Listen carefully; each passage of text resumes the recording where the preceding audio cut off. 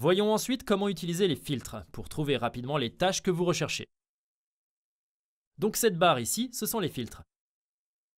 Vous pouvez également les masquer en cliquant sur masquer ici. Et puis, vous pourrez les afficher à nouveau en cliquant sur filtrer.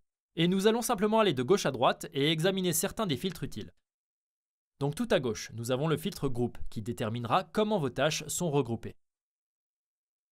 Actuellement, elles sont regroupées par statut. Ce que nous pouvons voir car nous avons le groupe à faire. Nous avons le groupe en révision et le groupe terminé. Mais nous pouvons également les inverser. Disons que nous voulons les regrouper par priorité.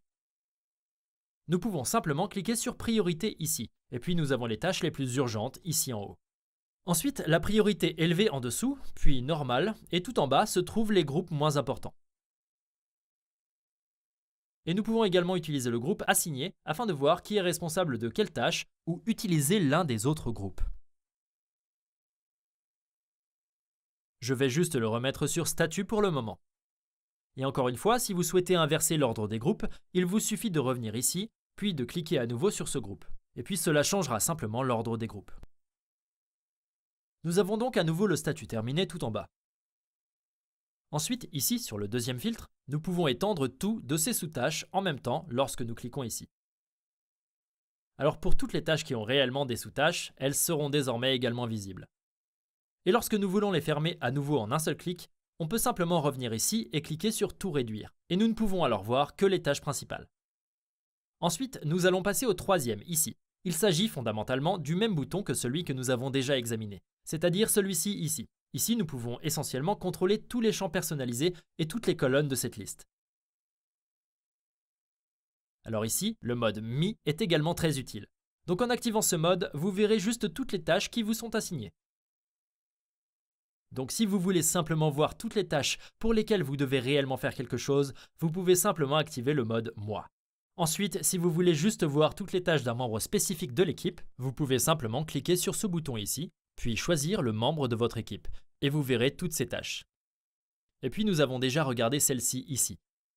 Donc si vous voulez que toutes les tâches terminées soient visibles, vous voulez l'activer. Mais si vous voulez juste ne pas les voir toutes, alors vous pouvez simplement cliquer sur cette icône X, et la tâche terminée. Les tâches ne seront désormais plus visibles dans votre liste. Et puis, nous avons également un filtre plus avancé pour les plus spécifiques.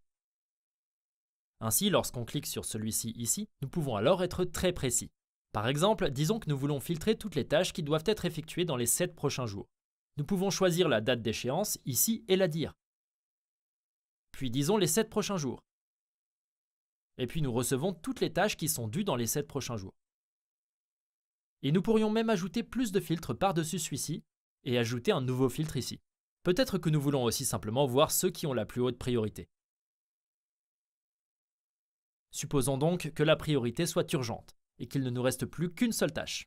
Et pour supprimer ce filtre, encore une fois, il suffit de cliquer sur le X juste ici et nous revenons à la normale.